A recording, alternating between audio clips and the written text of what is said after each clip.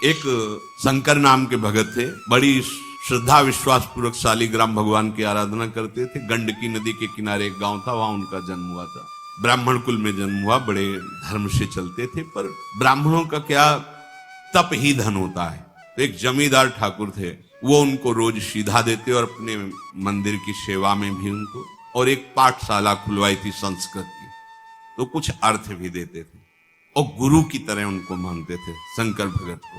वो बड़े धनी थे। उनको एक दिन मकान बनवाने के लिए जमीन खोद रहे थे तो सोने का कलश मिला। जमींदार जो धर्मात्मा पुरुष धर्म करते रहते हैं तो ये सब ऐश्वर्य धन उनके पास जाने लगता है, क्योंकि उससे जगत मंगल होता है।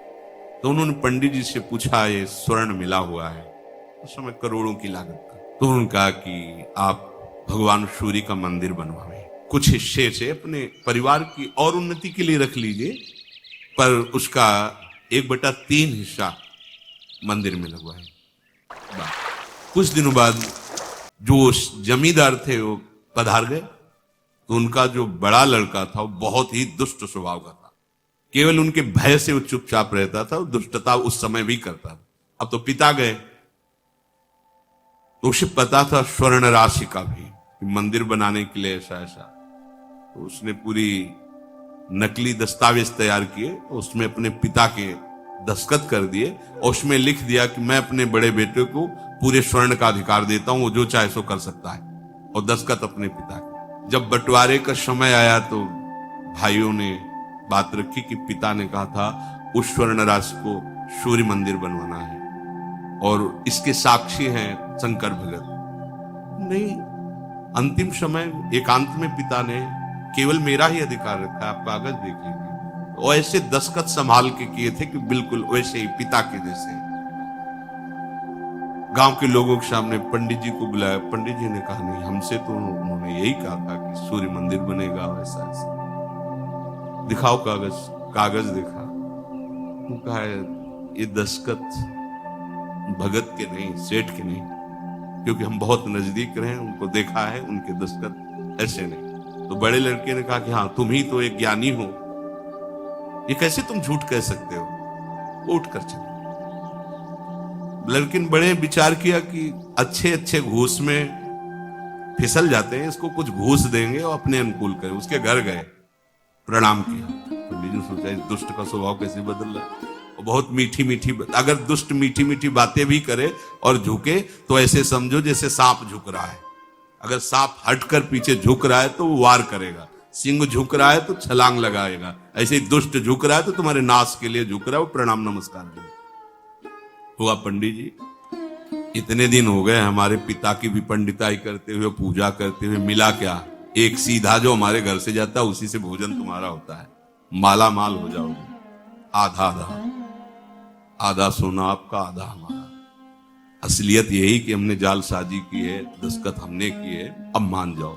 उनका धूर्त कहेगा, तू हमारे को धन से लुभायमान, हमारे तो ठाकुर जी परम धन है, जीवन उनके लिए है। भले तेरे घर से सीधा ना आवे तो मांग के खा लेंगे, लेकिन धर्म विरुद्ध आचरण थोड़ी करेंगे। तो आश्रय नहीं बदलना चाहिए, धर्म विरुद्ध आचरण नहीं होते भक्त के। प्रभु के सन्मुख होकर शरीर का सहारा, भोगों का सहारा, व्यक्ति का सहारा, धन का सहारा, शरीर के संबंधियों का सहारा, ये सब मिट जाता है। असली शरणागति जब उदय होगी, तुम्हें मिटाने के लिए प्रयास नहीं करना, स्वयं अरुचि हो जाएगी। अब आप में शरणागति का प्रभाव जागृत हो रहा है। क्या? निश्चिंतता।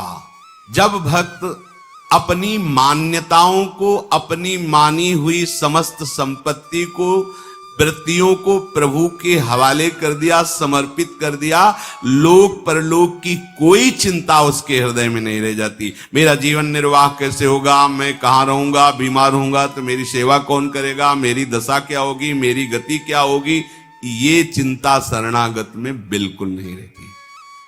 प्रभु के शरण होने पर शरणागत भक्त में ये एक बात आ जाती है कि अगर प्रभु के पसंद में मैं ना आता तो प्रभु ये मुझे मार्ग ही नहीं देते।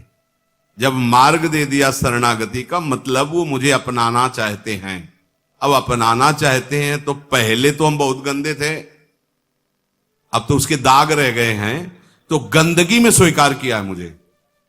उस समय कोई महात्मा थोड़ी था जिस समय शरणागत उन्होंने लिया है, ध्यान देने की बात है। उस समय तो बहुत ही गंदा विचार संसार ही था। जब उस जगह से मुझे चयन किया है तो अब तो उनके मार्ग में चलने से काफी धुलाई सफाई हो ही गई, थोड़े थोड़े दाग रह गए। ये भी वो उनके पास ऐसे हैं, कपड़े में दाग लग जाए ना तो साबुन से नहीं छूटता, वो कुछ एक और आता है आला निराला कर देता है। भगवान कृपा का आला डाल करके उसको ऐसे चमका देते हैं कि कोई दाग नहीं रह जाता। फिर जगत बंदनी सतरति सतरति सा लोकाम तारयति, ये उनके पास है, ये और किसी के पास नहीं। ऊपर का तो मिट जाएगा लेकिन दाग जो नहीं, उस दाग को वही है सबके कृपा सिंधु दाग मिटाने वाले वही। चतुर्भुज दास जी कथा कह रहे थे, उन्होंने कहा कि दीक्षा जो ले लेता नया जन्म हो जाता है। तो संयोग वशात एक सेठ के यहां चोरी करके वो चोर भागा था और संत समाज देख करके उसमें छुप गया कि यहां राज कर्मचारी पकड़ेंगे नहीं। ऐसा ही हुआ, वो देखे सत्संग हो रहा, वो चले गए। यहां कैसे चोर बैठेगा, इतनी शांति कहां क्यों बैठ करके कथा, और कान में वो शब्द पड़ गए। कथा संपन्न हुई, चतुर्भुजदास जी के पास गए और कहा महाराज भी आपने कहा कि दीक्षा लेने से नया जन्म हो जाता है, पक्की बात है?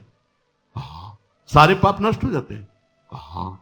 अगर आगे पाप ना करे तो हमें दीक्षा दोगे? हम चोर हैं, बहुत पाप किया, हिंसा किया है, व्यभिचार किया, चोरी की है। हाँ दे। तो कल के लिए नहीं ऐसे लोगों को टाला जाता। ये लोग विशेष कृपा पात्र होते हैं। अभी बुद्धि बदली, कौ सुबह बदल जाए। तुरंत उन्होंने अपनी तरफ से कंठी लेकर उनके गले, जग मंगल के लिए संत का स्वरूप होता है। उसने निश्चय किया अब इस जन्म में मैं पाप नहीं करूंगा। गुरु कृपा हो गई, मेरा नया जन्म हो गया। और शाम का समय अपना मुंडन करा के, तिलक लगा करके, बांध के, दीक्षा लेके दूसरे दिन टहल ही रहा था कि वही सेठ दे, अरे पहचान गए, ये तेरे बाल मुड़ाने से और कंठी तिलक बांधने से तू बच नहीं जाएगा। तुरंत उसको बंदी बनाया और राजा के सामने पेश किया। ये वैष्णव वेश धारण किए, ये वैष्णव नहीं, कल हमारी चोरी की थी। दृढ़ निष्ठा देखिए, स्वीकृति का सारा खेल है। उसने कहा महाराज इस जन्म में हमने चोरी नहीं की। बोले जन्म की क्या महाराज, हम कसम खा कहते हैं कल इसने हमारे यहां चोरी की। और जब दोनों सत्य पर अड़े तो उस समय, पुराने समय में सत्य की परीक्षा के लिए लीला की जाती थी कि हाथ में कोमल पीपल की एक पत्ते ऐसे रखे और कच्चे धागे से ऐसे लपेटा जाता था और उसके ऊपर जलता हुआ लोहे का लाल लाल फार रखा जाता। ना सूत झुलसेगा और ना वो पत्ता सिकुड़ेगा, और 7 कदम चल के उसे छोड़ दो। अगर वो झुलस गया या जल गए तो तुम छूटे हो।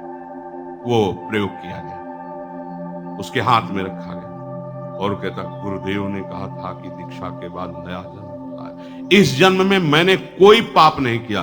और 7 कदम चला, फेंक दिया, खत्म, कुछ नहीं झुलसा। राजा ने कहा फांसी दे दो इसको, ऐसे वैष्णव पर झूठा आरोप करता है। अब तो कोई, तो उन्होंने राजा से कहा फांसी न दो, ये भी ठीक कह रहा है। बोले अब कैसे ठीक मान सकते हैं, आपने अभी तो प्रमाण दिया।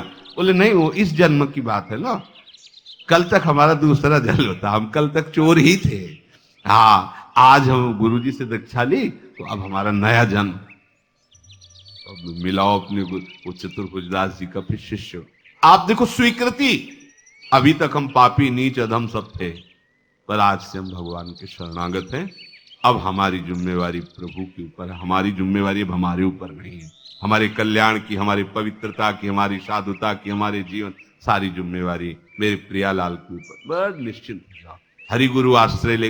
पर ये तभी होगी जब ऐसी स्वीकृति होगी कि नहीं, गुरु ने कहा है कि नया जन्म होता है, तो इस जन्म में हमने वो डर जाता अगर निष्ठा नाम बनाया था कि मतलब कल तो चोरी की थी, पता नहीं गुरु जी के वाक्यों में दम है कि नहीं, जल जाता, पक्का जल। उसे पक्का विश्वास था कि ये परमार्थ विश्वास है।